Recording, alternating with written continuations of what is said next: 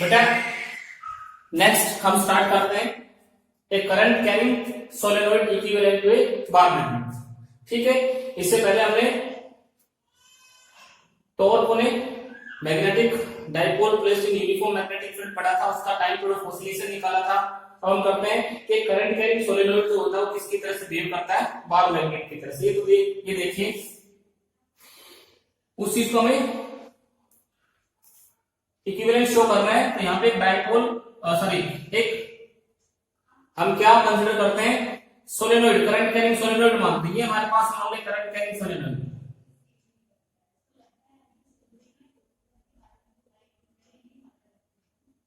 ठीक है, ये करंट कैरिंग सोलेनोइड है, ये इसकी एक्सियल लाइन है। तो हमने देखो कोई बार मैग्नेट जो होता है, बार मैग्नेट, उसकी एक्सियल पॉइंट पे जो मैग्नेटिक फील्ड निकाला था यहाँ पे P पॉइंट पे, तो हमारा कितना आया था, B is equal to mu naught 2m 4 pi d cube, कितना ही आया था। तो हम करंट कैरिंग सोलेनोइड लेते हैं और उसकी एक्सियल पॉइंट के ऊपर मैग्नेटिक फील्ड कैलकुलेट करते हैं। अगर वो मैग्नेटिक फील्ड इतना ही आता है तो हम क्या कहेंगे, बार मैग्नेट किसकी तरह से बिहेव करता है, सोलेनोइड की तरह से बिहेव करता है। या फिर हमने एक सोलेनोइड किसकी तरह से बिहेव करता है, बार मैग्नेट की तरह से बिहेव करता है। तो सबसे पहले हमने एक सोलेनोइड कंसीडर करने, एक सोलेनोइड हमने मान लिया है और उस सोलेनोइड के अंदर n number of turns per unit length है कि एक यूनिट लेंथ के अंदर कितनी टर्न्स है, n। मैं इसका एक नीचे इक्विवेलेंट डायग्राम और बनाता हूं, देखो यहाँ पे ये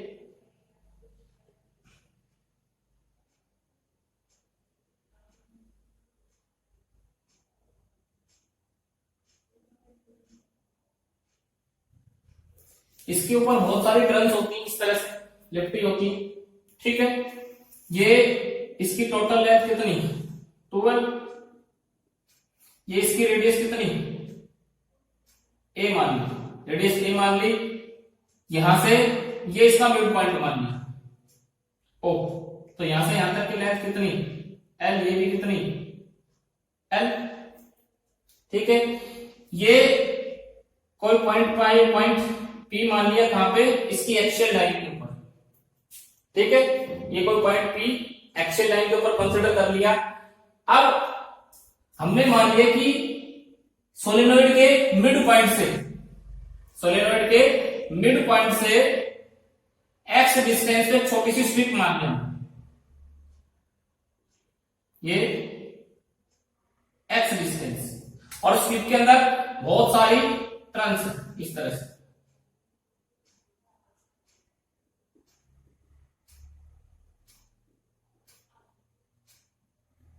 इसकी थिकनेस कितनी, px, थिकनेस कितनी dx, ठीक है। ये पूरी इस तरह से है, ये ठीक है। अब यहां पे देखो इस छोटी सी स्ट्रिप के कारण यहां पे कितना मैग्नेटिक फील्ड होगा, तो ये कौन सा, ये इस तरह से एक सर्कुलर कॉइल हो गई और ये पॉइंट P यहां पे, इसकी रेडियस कितनी a, तो यहां पे जो मैग्नेटिक फील्ड होता है, यहां पे मैग्नेटिक फील्ड वो कैसे निकालते हैं, तो यहां पे लिख सकते हैं magnetic field at point P due to small strip,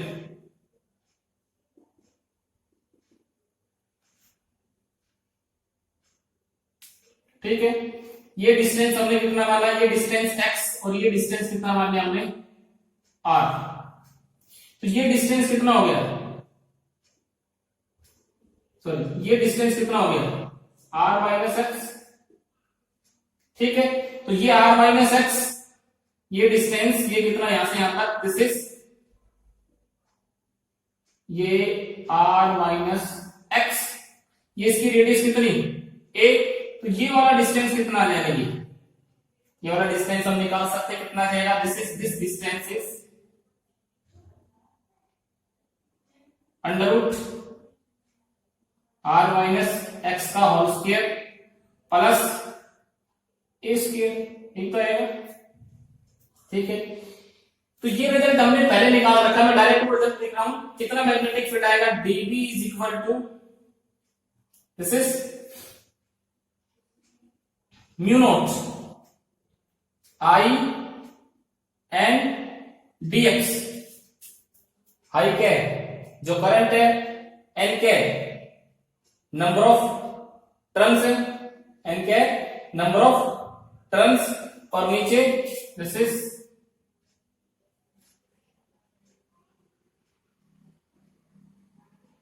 A square, और यहां पे 2 r माइनस एक्स का होल स्क्वायर प्लस ए स्क्वायर इसकी पावर 3/2। ठीक है, ये रिजल्ट हमारे पास आता है। ये बेटा डायरेक्ट ध्यान रखना पड़ेगा तुम्हें। और ये रिजल्ट कहां से आता है, ये रिजल्ट इस एक्सप्रेशन से आता है, magnetic field at the axial line of a circular, axial line of circular current carrying coil. ठीक है, तो इसके अंदर टोटल नंबर ऑफ टर्न्स कितनी हो जाएगी, n into dx, n into dx, current कितना, I। ठीक है, तो ये रिजल्ट वहां से हमने निकालना। अब यहां पे देखो 2-3 अजम्पशंस करेंगे। R जो है वो greater than x and R is greater than A। R x से भी बहुत बड़ा है और A से भी बहुत बड़ा है, तो R के कंपेरिजन में A और X को हम छोड़ सकते हैं। तो हमारे पास रिजल्ट क्या आ जाएगा, dB is equal to mu naught I N dx A square divided by 2 R square की पावर 3/2। तो ये क्या आ जाएगा, R स्क्वायर की पावर 3/2, तो R स्क्वायर से R स्क्वायर कैंसिल और R क्यूब आ जाएगा। ये मैग्नेटिक फील्ड किसके कारण है, इस स्ट्रिप के कारण है, इस छोटी सी स्ट्रिप के कारण है। हमें तो टोटल सोलेनोइड के लिए निकालना है। किसके लिए निकालना है, टोटल सोलेनोइड के लिए। तो टोटल सोलेनोइड के निकालने के लिए हम क्या करें, इस पूरे का इंटीग्रेशन कर दें।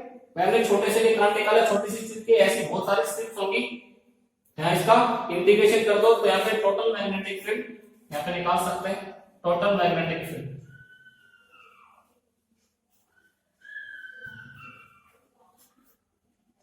Total magnetic field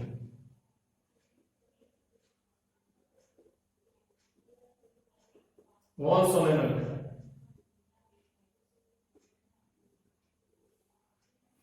B is equal to integration -L2 plus L। -L2 plus L क्यों किया, क्योंकि डिस्टेंस हमने कहां से माना है, O से माना। तो इधर जाएंगे तो राइट साइड में जाएंगे तो क्या आएगा, प्लस L, और इधर जाएंगे तो माइनस L। टोटल लेंथ कितनी है, 2L है। तो यहां कितना, इधर प्लस इधर माइनस। तो यहां से हम यहां से माप रहे हैं, यहां से तो डिस्टेंस यहां से लिया हमने, अगर यहां से लेते तो फिर 2L करते, लेकिन यहां से लिया है तो इधर प्लस L से लेकर के और माइनस L। ठीक है, कितना dB प्लस L, कितना रखो value, I A square divided by 2R cube. ठीक है, अब यहां से देखो B is equal to mu naught I n A square 2R cube constant, और dx का करेंगे तो L आ जाएगा, L माइनस L से प्लस L। ठीक है, माइनस L से प्लस L तक dx का इंटीग्रेशन क्या आ गया, L x कर लो, x रखो limit, b is equal to mu naught I n A square 2R cube, 2R cube कितना, L upper limit minus L, तो माइनस माइनस प्लस हो गया, कितना आ गया, b is equal to mu naught n A square 2L divided by. ठीक है, ये हमारे पास मैग्नेटिक फील्ड आ गया एक्सियल लाइन के ऊपर। लेकिन जब बार मैग्नेट होता है, बार मैग्नेट, एक बार मैग्नेट होता है, उसकी एक्सियल लाइन में मैग्नेटिक फील्ड कितना आता है, B is equal to mu naught 2m divided by 4 pi are cube, यही आता है। तो वही रिजल्ट हमें यहां लेकर के आना है। तो देखो यहाँ पे इसको पाई से ऊपर मल्टीप्लाई कर दो, पाई से डिवाइड कर दो, ठीक है। मल्टीप्लाई में डिवाइडेड बाय पाई, क्योंकि इसमें पाई आ रहा है तो ऊपर नीचे मल्टीप्लाई कर दो पाई से, तो बी कितना आ जाएगा, b is equal to mu nought, ठीक है, i n a square 2n pi divided by 2 pi are cube, ठीक है। अब यहां पे देखो i n into 12 divided by pi a square. Pi a square क्या होगा, पाई ए स्क्वायर से एरिया ऑफ क्रॉस सेक्शन होगा, pi a square, this is area cross section, किसका एरिया ऑफ क्रॉस सेक्शन, इस पाई इस solenoid का। तो इसको मैं क्या लिख सकता हूं, ए लिख सकता हूं, ए लिख दिया। एन इंटू 12, अगर 1 मीटर में यूनिट लेंथ में n टर्न्स हैं तो टोटल लेंथ कितनी हो गई, टोटल टर्न्स कितनी हो गई, n इंटू 12। तो ये क्या हो जाएगी, total number of turns n, और ये I, और ये किसके बराबर होता है, m के बराबर। मैग्नेटिक डाइपोल मोमेंट बताया था मैंने, मैग्नेटिक डाइपोल मोमेंट, ठीक है। तो मैं इसको क्या लिख सकता हूं, पूरे को b is equal to mu naught, यहां से देखो इस पूरे को मैं क्या लिख दूं, m divided by 2 pi are cube, आगे की नहीं सेम एक्सप्रेशन भाई, 2 से मल्टीप्लाई कर दो, 2 से डिवाइड कर दो, तो mu naught 2m 4 pi are cube, एक फॉर्म आ गई। देखो यहां पे सेम, ये यहां से यहां तक इतना, ये हो जाएगा मैग्नेटिक डाइपोल मोमेंट।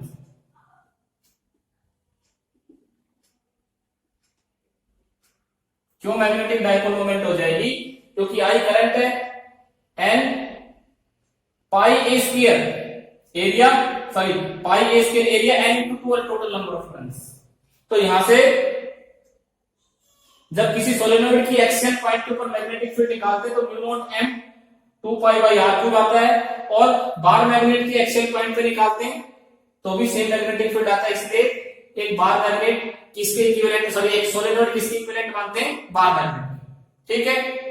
अब उससे आगे चलते हैं, उससे आगे हमारे पास देखो बेटा एक करंट कैरिंग लूप जो होती है वो किसकी तरह से बिहेव करती है, सोलेनोइड की तरह से, सॉरी जो एक करंट कैरिंग लूप जो होती है उसकी मैग्नेटिक डाइपोल मोमेंट होती है। किसी करंट कैरिंग लूप की कितनी मैग्नेटिक डाइपोल मोमेंट होती है, बहुत बार हमने इसके अंदर डिस्कस किया है, तो वही एक बार देखते हैं कि कितनी डाइपोल मोमेंट होती है किसी करंट कैरिंग लूप की। यहां पे देखिए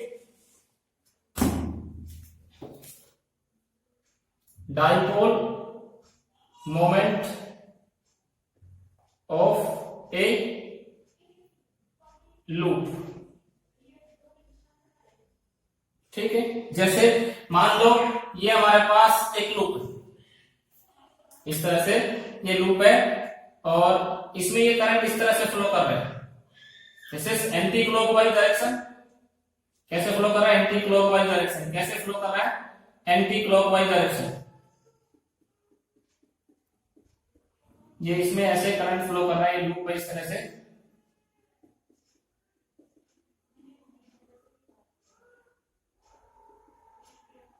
ये, ठीक है। अब देखो ये ऊपर वाला फेस कैसी क्वालिटी शो करेगा, ऊपर वाला फेस, ये अपर फेस कैसी क्वालिटी शो करेगा, ये अपर फेस, ये एन पोल बनेगा, एंटी क्लॉकवाइज है तो north polarity. Lower face S polarity, S pole, ठीक है। तो मैग्नेटिक डाइपोल मोमेंट की डायरेक्शन किधर होती है, एकदम नॉर्थ पोल से साउथ पोल की तरफ, तो ये एम, और एरिया वेक्टर भी किधर आएगा, इसका एरिया वेक्टर भी इधर ही आएगा, इस लूप का एरिया वेक्टर ऊपर की तरफ आएगा, ठीक है। मैग्नेटिक डाइपोल मोमेंट और एरिया वेक्टर दोनों के होंगे, सेम डायरेक्शन में होंगे। तो magnetic dipole moment of a current carrying loop, M directly proportional किसके होती है, करंट के। जितना ज्यादा करंट फ्लो करेगा उतना ही ज्यादा क्या होगा, उतना ही ज्यादा मैग्नेटिक डाइपोल मोमेंट होगा। तो ये मैग्नेटिक डाइपोल मोमेंट करंट के डायरेक्टली प्रोपोर्शनल होती है। M directly proportional to a area of the coil, area of the coil. जितना ज्यादा एरिया होगा उतनी ज्यादा डाइपोल मोमेंट होगी। इन दो चीजों पे डिपेंड करती है किसी करंट कैरिंग कॉइल की डाइपोल मोमेंट। दोनों को एक साथ देखें तो M directly proportional to I into ए।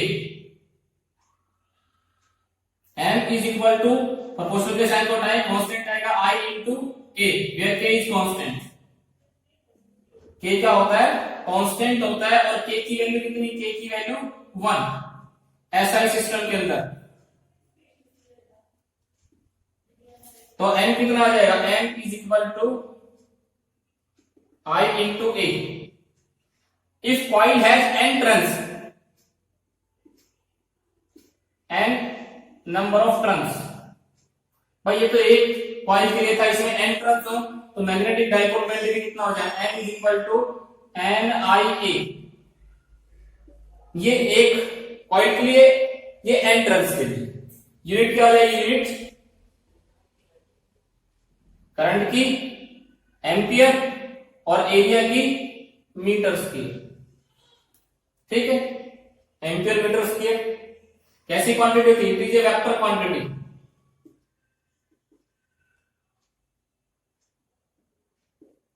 और डायरेक्शन किधर होती है, डायरेक्शन एस पोल टू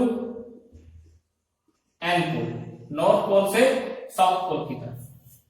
ठीक है, किसी भी कॉइल में अगर करंट क्लॉकवाइज, इधर से देखने के करंट क्लॉकवाइज दिख रहा है तो उस साइड से देखेंगे तो वो करंट कैसा दिखाएगा, एंटी क्लॉकवाइज। देखो मैं यहाँ पे दिखा भी सकता हूं तुम्हें, एक पेज लेकर के। मान लो हमने एक पेज लिया ये इस तरह से, और ये देखो एक पेज लेते हैं मैं यहां, इसमें ये देखो यहाँ पे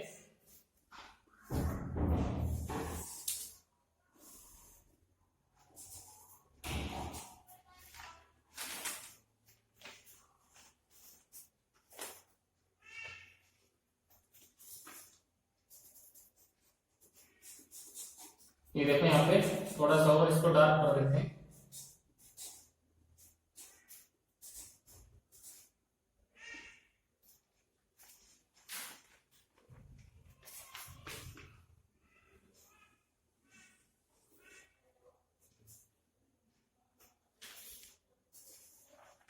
अब इसमें करंट कैसे दिख रहा है, इधर से देखने पे दिस इज एंटी क्लॉकवाइज, इसमें कैसा हो गया क्लॉकवाइज। इधर से देखेंगे तो इस तरह से क्लॉकवाइज दिख रहा है, उल्टा करके देखेंगे तो ये एंटी क्लॉकवाइज हो गया। ठीक है, तो इसी तरह से किसी भी कॉइल में अगर हम करंट सामने से देखते हैं तो सामने से अगर क्लॉकवाइज दिख रहा है तो उसके दूसरी साइड जाकर के देखेंगे तो करंट एंटी क्लॉकवाइज होगा। और ये डाइपोल एक करंट कैरिंग लूप किसकी तरह से बिहेव करता है, एक डाइपोल की तरह से। और उस डाइपोल की डाइपोल मोमेंट कितनी होती है, m is equal to n i a. ठीक है बेटा, आज के लिए इतना।